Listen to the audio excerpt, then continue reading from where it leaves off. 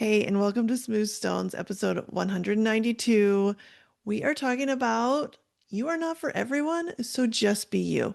And I've been inspired to talk about this topic. I think we've talked about it before, but there's a lot going on in the world right now that is just telling me, Amy, you need to say this. So, today's episode, I got to shout out my little butterfly necklace. If you're watching on YouTube, I do have video on YouTube, friends. Check it out. I have this little tiny diamond rose gold butterfly necklace that I got. So my anniversary is in May and Lauren died in March. And so for my anniversary gift, my husband and I went to a jewelry store and I picked something out. And I wanted a little butterfly to represent her. So I love this necklace. It is so fun and cute. And I love wearing it when I think about her. And I also recorded, I was a guest on another podcast today. And so I was like, I need to represent, I need to have my little symbol there. And it always makes me feel good, just holding on to it. And speaking of necklaces, I also, here's my pregnancy after loss tip or anytime tip. Anytime you're going through something hard.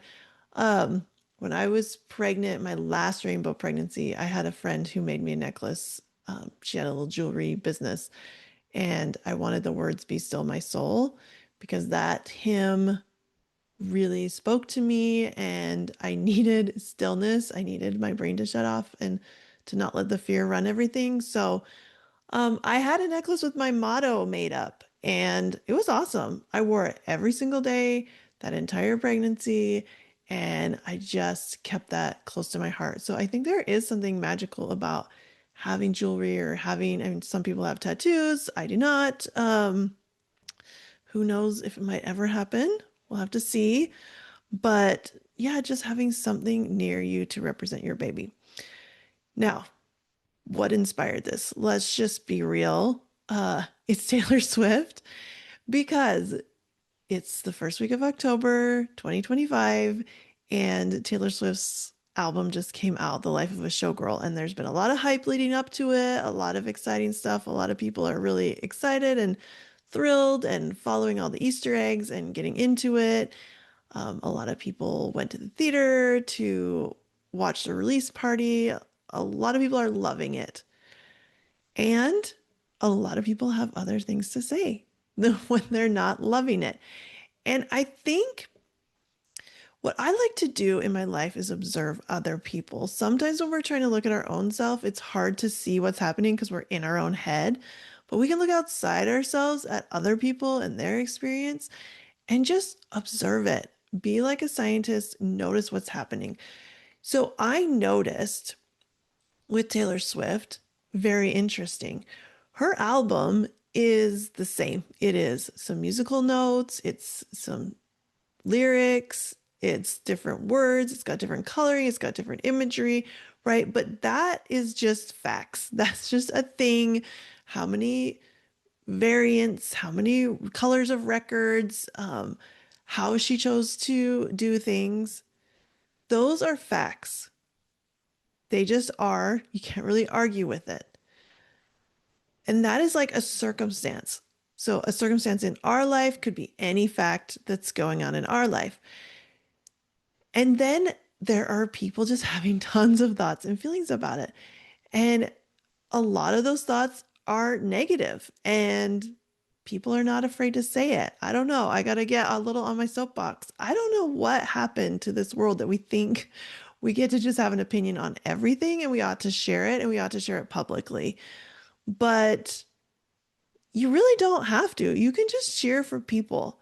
Like, just be happy for other people doing things that they think are cool. I don't know. It seems really simple, but it's really hard these days. So, um, you do you if you like to share your opinion, but we just don't have to. And I don't know why we think we have the right to.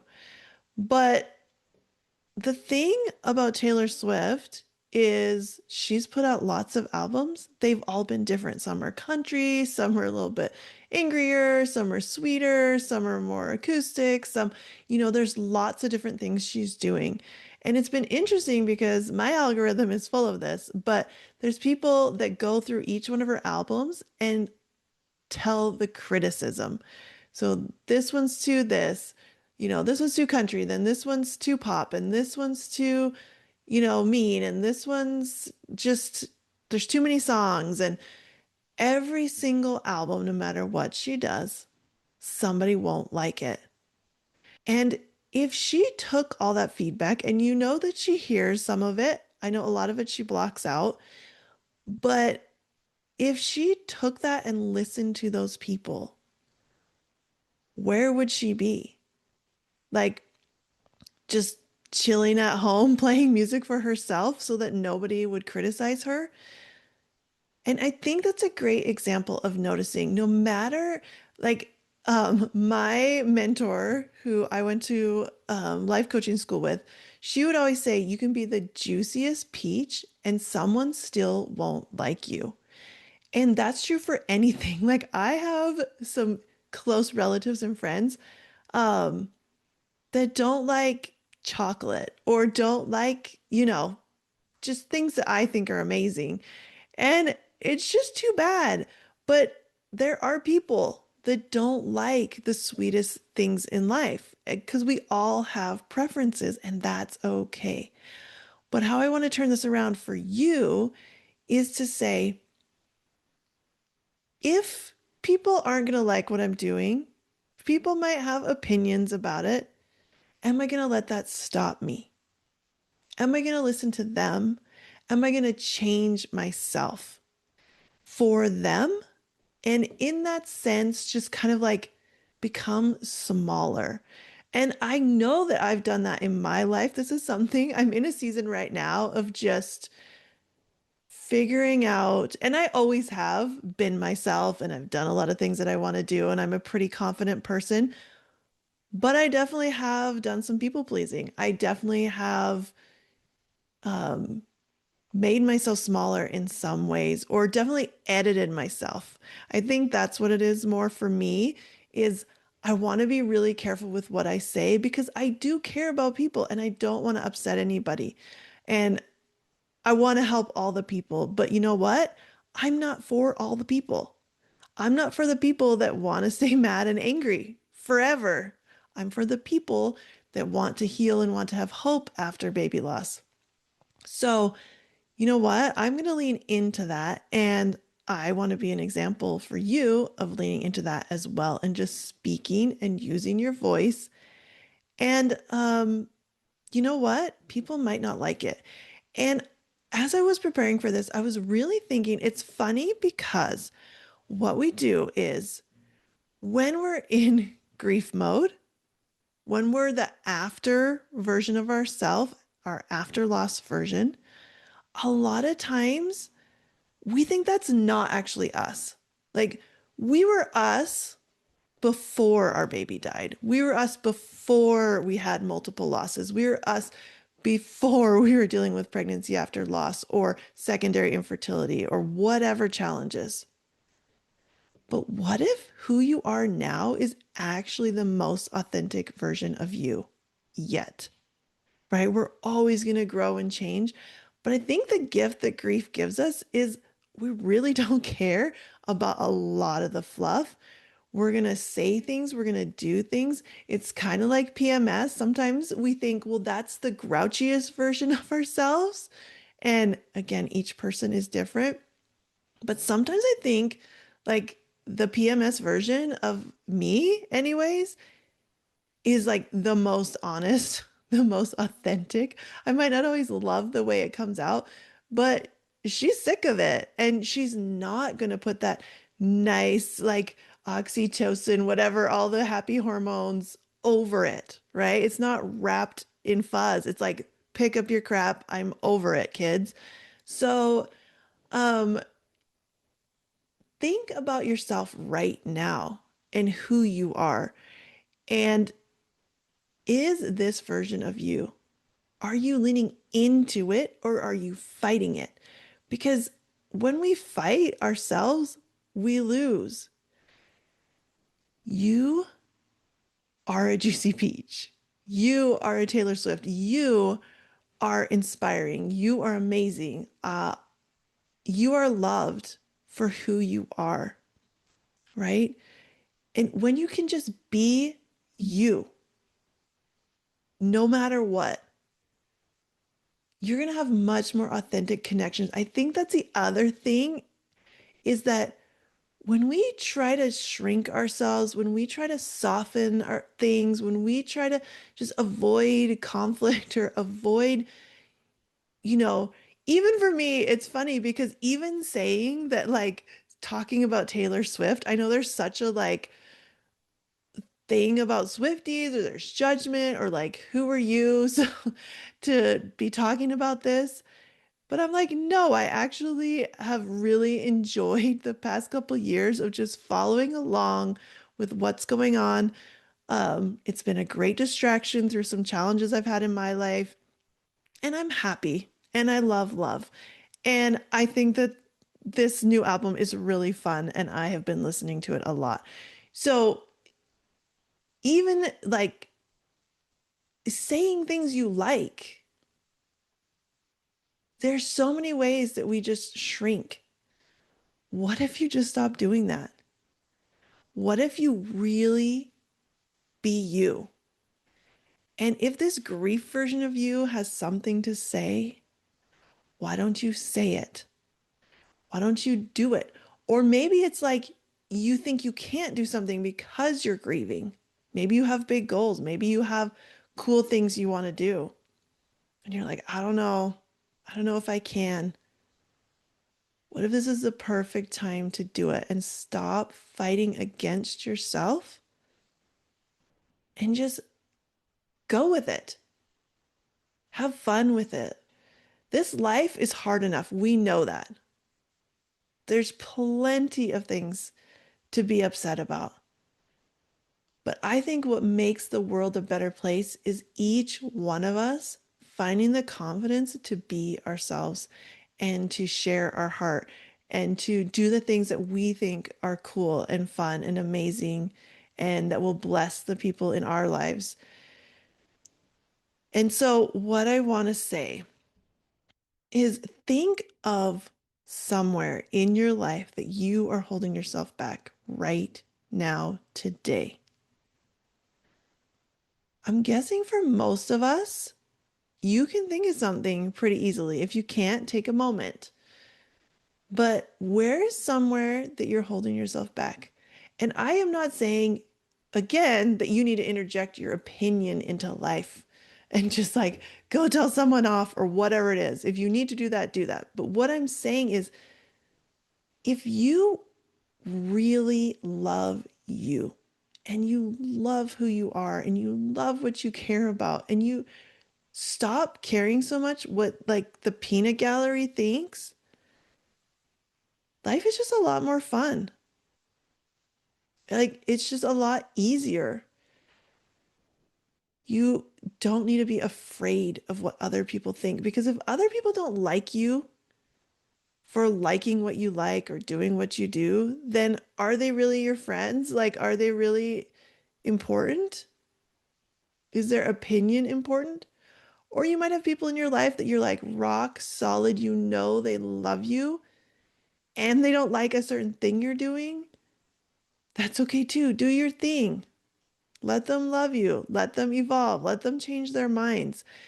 That's the other interesting thing I noticed about the Taylor Swift album. Even for myself, the first time I listened through, I was like, huh, I don't know about this because it seemed really specific to her life. So that's a first opinion that I had. And that's her right. That's her music. That's her story. And her story can mean, I mean, these songs can mean anything. Um, but I was happy that she was happy. I enjoyed it. But the more I listened to it, the more I liked it. And it was like that with Tortured Poets Department too. At first I was like, huh, okay.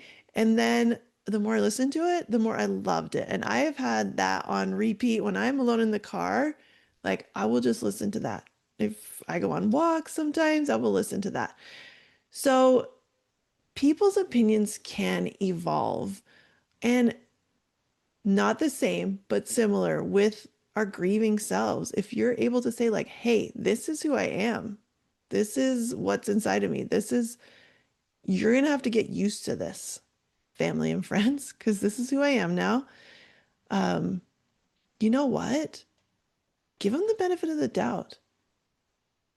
You never know how they might be able to step up for you, how they might be able to evolve, how they might be able to change and continue to support you and grow in their own ways. And that's a good thing, in my opinion.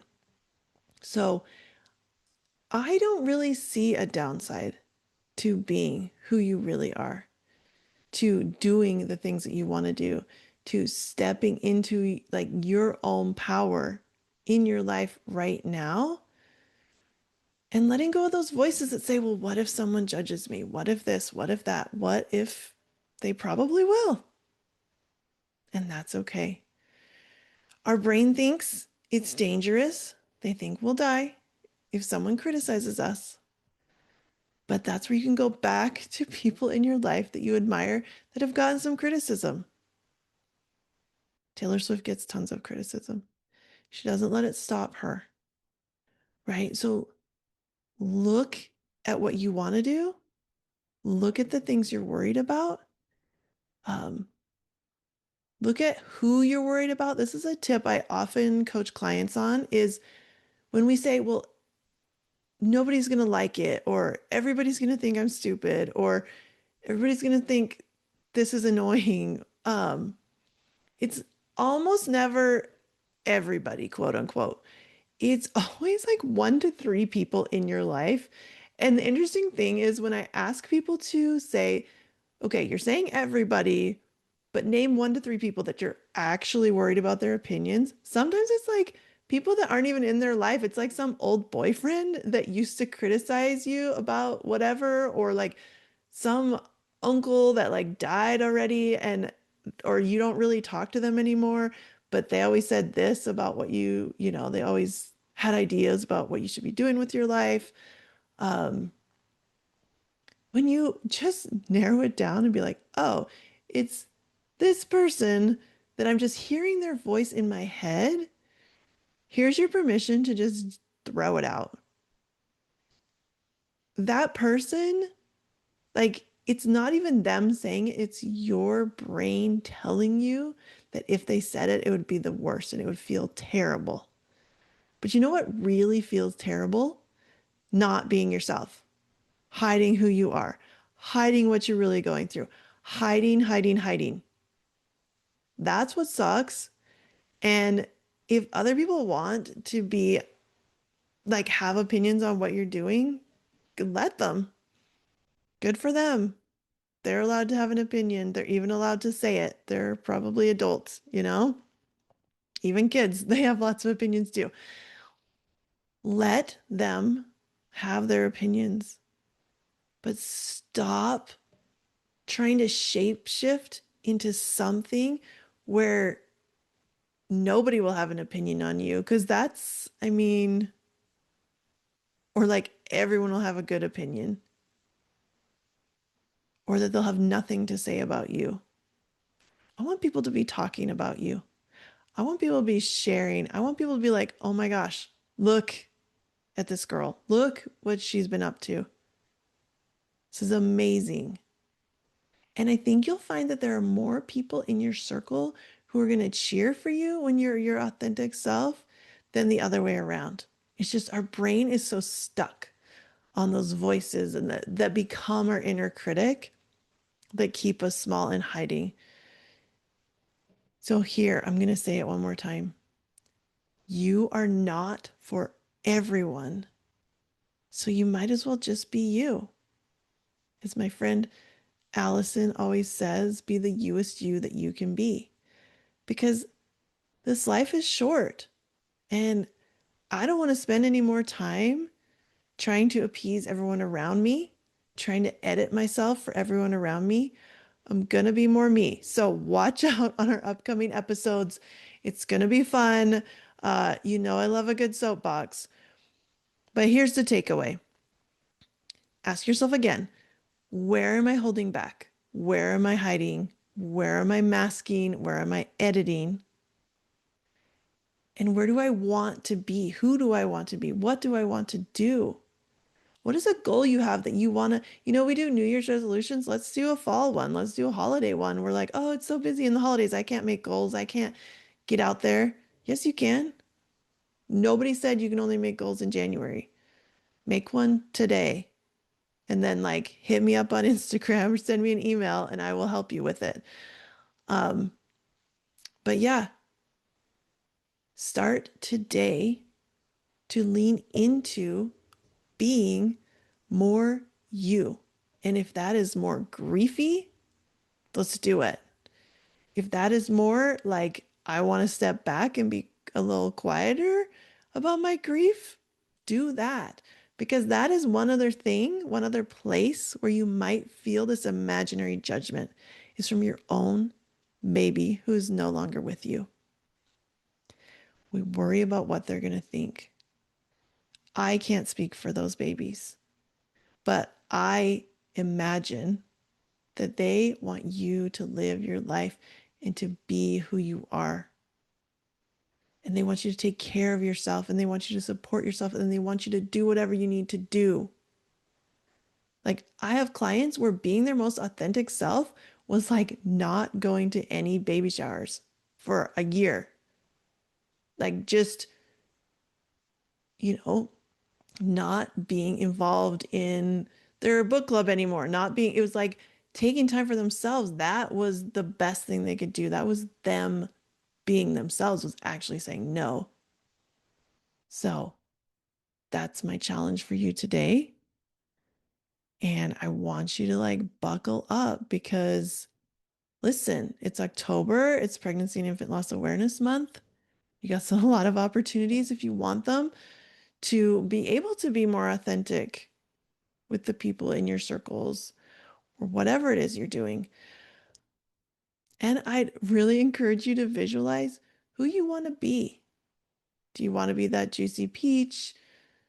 Do you want to be, I don't know, like an apple pie? This is a funny thing. I make a really good apple pie. And I still always have like one kid that's like, I don't like homemade apple pie, or they'll be mad about the crust. This gets to me. I make this like Martha Stewart butter, ridiculous flaky crust. It's so good. And I have one kid that will just eat the apple pie filling and will leave the crust. And he's like, yeah, I don't like it. So again, you are apple pie crust. You are a juicy peach. You are a shining pop star. You are a diamond. You know, you're all of it. Pick who you want to be and understand not everybody's going to like that. And that's okay. You don't need to please everyone. You got to take care of you. You got to be who you want to be. You got to like be who you want to be in your relationships. But that's also somewhere where we really do hide who we are. Um, and if you're in a relationship, like whatever type of relationship, with someone who kind of wants to keep you small, like what are you doing? How can you maybe shift that dynamic? How can you stand up and say, no, this is who I am, this is who I want to be, and this is important to me. So um, sometimes those conversations need to be had. And the thing is, when you take action, when you stop hiding, you take action, you're kind of going to force that person to have to decide how they want to show up and how they want to be in relation to you. So that is what I have for you today. Just be you. Love yourself. Give yourself so much compassion. And just, again, look around you. There are so many ways to be a human. There's so many ways, um, like I love looking at houses, like real estate. There's so many amazing ways to be a house. There's amazing properties. There's amazing, and they're not all the same. And that's cool. And some people like modern design, and some people like a log cabin, and some people, really want white walls. It doesn't matter. They're all cool, and there's room in this world for all of us and all of our likes and our dislikes and the things we're into. So Be more you this week. And if you need support, and if you are on the edge of saying, Amy, I know what I want and I just need a little help getting there, please come and talk to me. I have some spots open for coaching. We are going to talk about this. We are going to get you going, and you're going to be so freaking proud of yourself. I love you so much, and I thank you for being here. If you have a friend that needs to hear this message, because again, it's always easier to see it in other people, but if you have a friend who needs to hear this message and they are a lost parent, please send this episode to them, and I will see you next time.